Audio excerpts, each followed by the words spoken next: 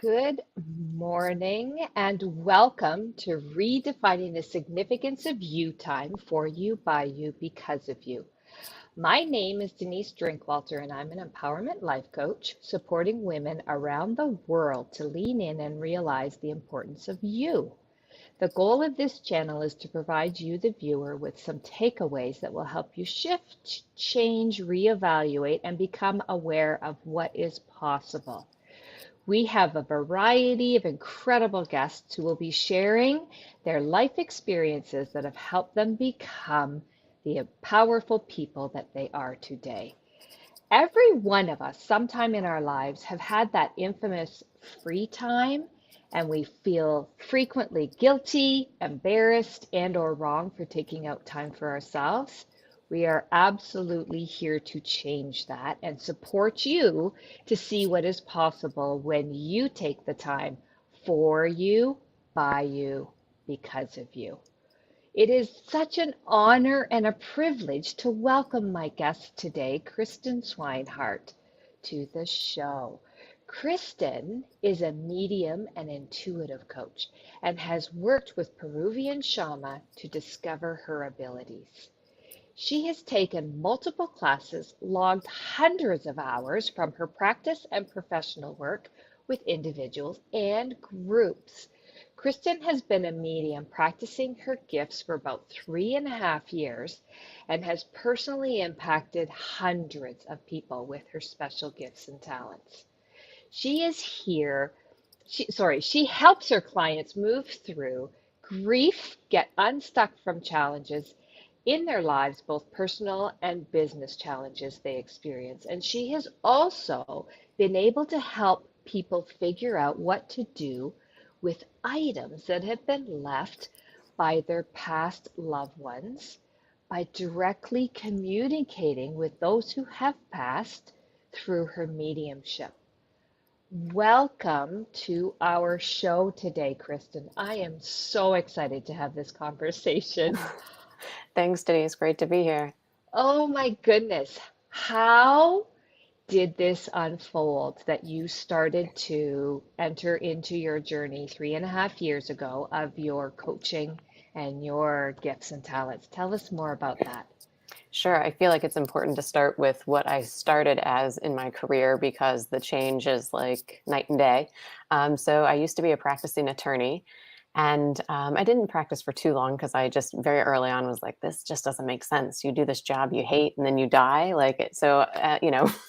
Pretty early on, I couldn't get it. And so I just went on kind of a deep personal development journey. I didn't even know that that's what I was starting into. And so fast forward to about, I guess it was about 10 years ago, I started working with a Peruvian shaman. And within 6 years of that work, I just started to realize I knew things that other people didn't know. But like, how do you know things? How do you know that you know things other people don't know? Right. And so through that, I remember being at one of like the ceremonies that he did, and a friend of mine was there, and I was like, does this make sense for your grandmother? So I started describing his grandmother, somebody I'd never met who had passed. And he was like, yeah, that makes sense. And so from there, I was asking the shaman, like, do you think I could be I might be a medium? And then we discovered that I am. And so I've just been, I worked and developed those skills. Actually, it was during COVID. So I learned how to do everything online. Obviously, I had some free time, so I would call up friends and be like, hey, let me try this out. And then just realizing about a year ago, still had a corporate job and just was like, you know what, number one, physically, I was exhausted from the job. I just burnt out, right? And that's always a really good sign that maybe you're doing the wrong thing. So then I've just gone all in on being a medium and an intuitive coach. I absolutely love what you have shared, and I want to tap back into it, right? You shared that when you are just overdone and overwhelmed, it is not a match for what you are meant to do and be on this earth, right? Yep. And I've Is that? experienced, oh, go ahead. Yeah, Sorry. go ahead. No, go ahead. Well, yeah, I was just going to say, I've had that a couple times in my life where like you can push for so long and like, every day is like, oh my God, okay, I can do this today. I can do this today. Until finally you're like, you know what? I literally can't get out of bed. I cannot do this today. Like at some point, I don't know if people can push through that. I couldn't. I was just like, this is ridiculous. Yeah, yeah. And I've had different guests who have talked about the whole burnout. They've experienced it. And through that process, they have come emerged into who they've always meant to be in that process. Could you explain for those in the audience who are not quite sure, what is a medium? I mean, can you give us a better picture? Because some people, I mean, the explanation that we shared at the beginning gives an idea, but I would love to hear it through your words. What is it that a medium does? Sure, And and good mhm. question because I had no idea when I started. So there's actually a difference between a psychic and a medium. A lot of times you'll hear psychic medium. It's not the same thing. So a psychic can work with somebody who's still alive. So I could help give information for you about your past, present, and future. That's what a psychic does. A medium connects with people who have passed and can also, like, I can work with pets who have passed as well. So people or pets who have passed. So, not all psychics are mediums, but all mediums are psychics. So, just a good distinction, especially if you're looking to connect with somebody. If you're going to a psychic and they only say they're a psychic, but you're wanting to connect with your, passed over family members, they're not going to be able to help you do that. But if you go to a medium, they can help you with that. So, that's the distinction. And, I didn't know that until I even started this. I wouldn't have had a clue. I see that out there all the time. I don't see mediums as much as I do psychics, right? Yeah, and I feel like there are fewer mediums than there are psychics. I actually prefer the medium aspect of it versus psychic. To me, I actually lost my dad when I was 18. So from a very young age, I just really did not understand what happens. Like you just die and that's the end. Like what, And so I think that that's why the mediumship to me is so important because whenever I've gotten other mediums to give me messages from my dad, like it's so comforting. And so I really like to be able to help give those messages to people as well because I know firsthand what impact it can have. So, just a question, just because it's coming through, and I'm like, I need to ask this. Is it scary for people? I'm just To re- curious. to receive the message or to be the Mhm. messenger? Oh, both. Great question back. Both. I love it. Um, so even to this day, like I get a little nervous when if I'm getting a reading done, and I have people that will, come to me and be like, "Oh my gosh, I'm really nervous," and I get that because we have no idea what the message is going to be. I mean, generally, I've never had a message come through where it's, something bad and scary, nothing like that.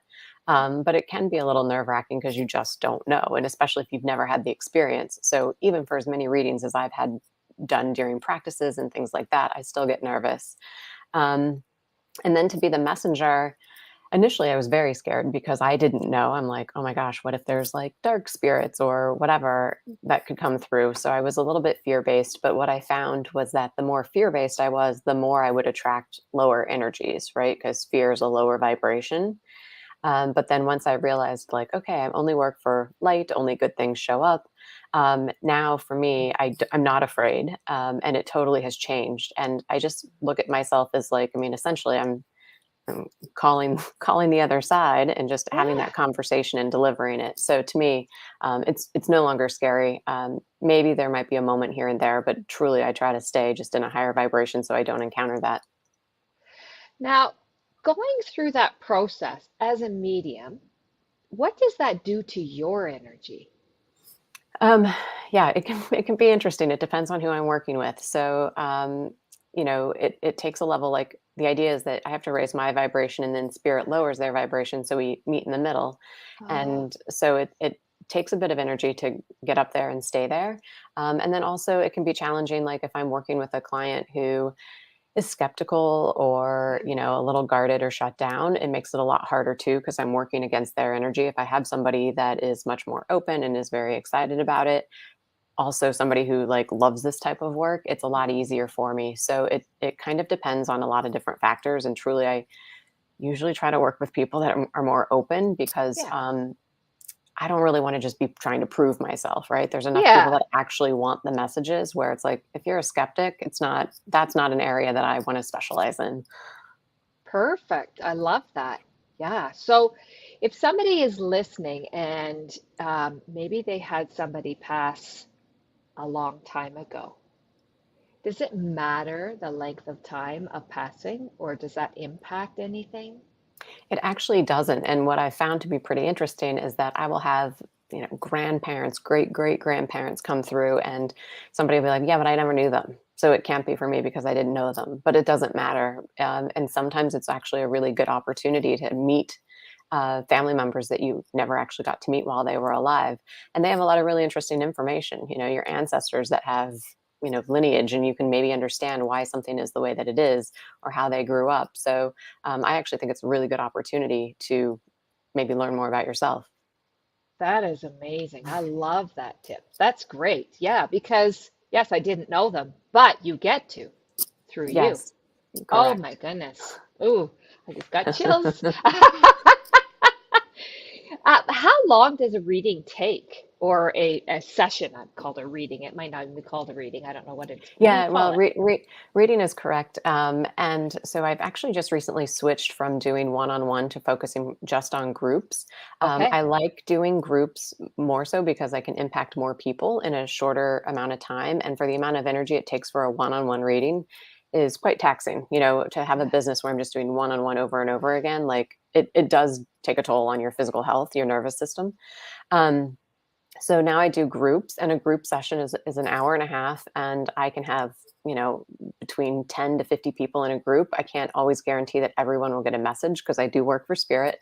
But I do Yeah. my best, and getting little snippets here and there. And I also think that the group dynamic is really interesting because a lot of times people really like to hear what else is going on for other people and how that works. So, yeah, usually an hour and a half for a group session. And I'd say usually most people get a message.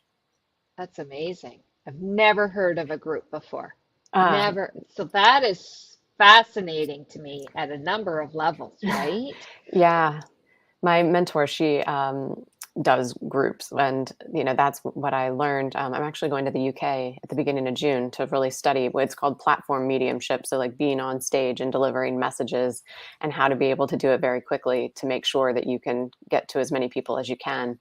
Um, yeah, so I don't know I don't know why I'm called to that, but I really Yeah. enjoy it.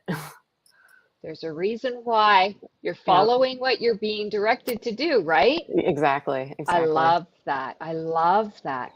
Do you do the group virtually or is it all in person? I can do both. Yeah, so I do virtual groups and in-person groups. I'm actually also expanding to work more like on yachts and some of these other like higher end places as well. But yes, I do virtual. Again, I had learned everything through COVID. So virtual was the first way. And honestly, Right. honestly, it took a little bit of practice to be like, oh my gosh, now I'm in front of people, because I'm used to having like my camera off or whatever and just Right. doing. Now I'm like, oh, now I'm on a stage in front of people. Yeah.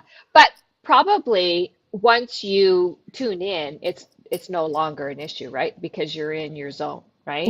You're exactly right. It's interesting to me because if I had to do like a speech, if I had a prepared speech and had to do it in front of people, I get way more nervous than going on stage and tuning into spirit. Like, and I Yeah. have no idea what I look like. I don't know, but it's like I just trust that they're going to give me, and it definitely takes my human side out of it, and just focused more on spirit. And it's a whole lot easier than ever doing public speaking, which who would have thought?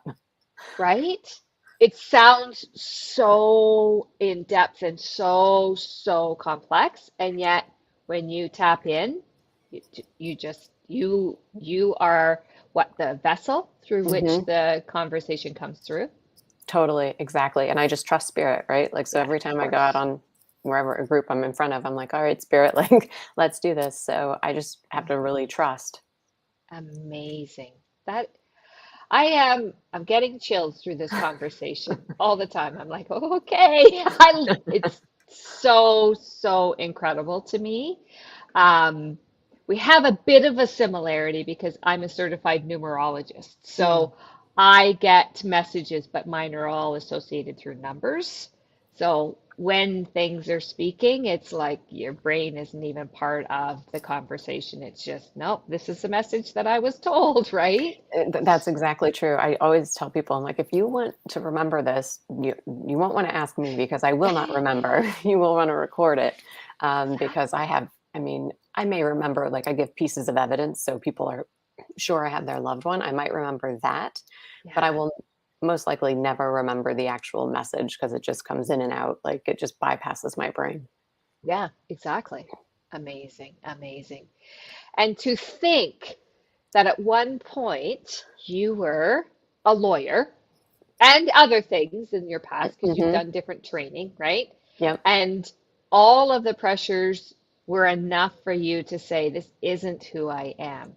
So if you're listening or you're watching this replay and your life is in upside down, topsy-turvy, and you don't really love or like even what it is you are doing, know that the change is possible.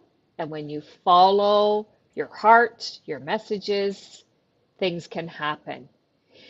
If others are listening who may think they have intuitive abilities, what would you want them to know based on your experience, Kristen? Sure. Kind of tying in this piece and kind of your comment prior is that, I look at a lot of people will think that my law, like, they're like, what a waste. How did you do all that schooling? It's waste. Well, ironically, and this was not by choice, I did wills and probate work when I was practicing law. So do you know how funny that is now that I can help people like from the other side? Like when they're like, I'm like, well, what happened to the silverware? Or they want to know, or like, did somebody get the china? Those types of things. So that's actually how I help a lot of people now is by helping them if they've got memorabilia collections, car collections, anything else that they need to figure out what to do with. I can connect directly with their loved ones and help figure it out. So that law aspect did not go to waste. So I say that because sometimes people will look at their current profession and be like, but I did all this and maybe it's for nothing. But what if part of that is actually part of what you're supposed to incorporate into something else in the future, so it's not to waste. And so, if somebody's feeling like, well, I have this intuitive ability, what do I do with it? Just start to explore. Even in everyday life, there's very simple practices that we can do, like, um, you know if you have a decision, like, tune into your own, like, your, that gut feeling, and then ask questions from there. And if you're having or thinking that you have that, really trust it and start to see how else you can develop it, because um, what I found is that that actually is where, like, our greatest possibility comes from and the most fulfillment. Like, had I not turned into this, I can tell you I would be very miserable at this point. Right? Or even worse, because I do see, and I have had guests who have been in professions and have hit major health traumatic events before they, I'm going to say, woke up, right? There was Yeah, something major like that, and we don't want to have that happen. We're all about doing things for you, by you, because of you, right? right. So I love what you're saying. Tap into that nudge that's happening in your gut or wherever it might come through for you and see what's possible. I love that you were working on wills and it was all connected. All connected. I wanted to work in sports and entertainment, which ironically, and I do help people with Which, those sports and entertainment memorabilia collections, right? But like I had no idea. We're like, wills and probate, seriously? This couldn't be any more boring. right? Yeah. So, so powerful. How can people find you? We will Um, put this in the show notes as well, but yeah, yes. So I'm doing a little revamp on my website, but so for right now, on Instagram, Kristin Swinehart, or on Facebook, Kristin Swinehart Medium, or just Kristin Swinehart. You can find me on all of those places. And then my website normally is kristinswinehart.com, but I am making that transition from just one-on-one to group sessions. right, right. What a powerful conversation. How, I'm going to ask you one more question before we Sure. depart. What do you do for you, by you, because of you to make sure that you are fulfilling your cup as well in the profession that you have? Because it's such a powerful draining. So how do you look after yourself? What do you do? This is something I would, if you would ask me, I don't know, even 5 years ago, about having a so-called morning routine, which consists of, like, listening to a certain Esther Hicks. Actually, I listen to Esther Hicks every single Yeah. morning. I have a meditation practice, and I used to be like, oh my gosh, I'm wasting this first hour of my day, until I realized it's actually the most important hour of my day, and it's part of my work. I started to look at that as like it's the first hour of my work every single day. So I do that. I ride my Peloton bike like a crazy person because it definitely helps me process energy. I wasn't doing it for a bit and I realized like, wow. So really incorporating some physical activity is very important for me to be able to move energy and then stay grounded in my body as well. Fantastic. I love it. Well, you keep looking after you and keep doing the incredible work that you are doing and showing people how they can connect to the messages that are there just waiting for them. And I'm excited to hear about the group work that's going to expand exponentially. I know it is. I can feel it. I can feel Oh, it. Yeah. awesome. Congratulations. And it's so wonderful to have you here today. Thank you for joining us. And again, if you want to meet and connect with Kristen, we'll have all of those details in the show notes so that you can access and connect with her and see what is possible for you.